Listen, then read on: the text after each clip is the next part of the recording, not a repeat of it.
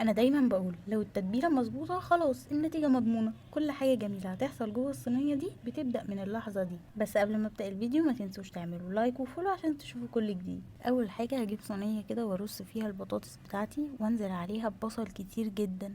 السر كله واساس الاكله دي هو البصل. هنزل عليه بالبهارات وهي معلقه كبيره من كل حاجه، مرقه دجاج، فلفل اسود، ملح، سماق، دبس رمان، واخر حاجه معلقه كبيره عسل وشويه زيت. هقلبهم بقى كويس جدا وافرك البصل كويس بالبهارات. ولو وصلتوا معايا لحد هنا ما تنسوش بقى تدعموني بلايك وفولو وتقولوا لي رايكم في الكومنتات. هجيب الفراخ وادعكها كويس بالبصل واحاول ادخل التتبيله تحت الجلد كده، ولو مفتحين الفراخ فتحات صغيره بالسكينه هتكون افضل. هعمل الكميه كلها واسيبها في التتبيله اقل حاجه نص ساعه. بعد ما سبتها تتبل هخرجها وادخلها الفرن وهي متغطيه على درجه حراره وسط. هسيبها في الفرن ساعه وبعدين اشيل الغطا واديها بس لون كده تحت الشوايه. وبس كده ممكن تقدموها مع رز بالشعريه او بالعيش البلدي، بتبقى حلوه قوي. وبالهنا والشفا.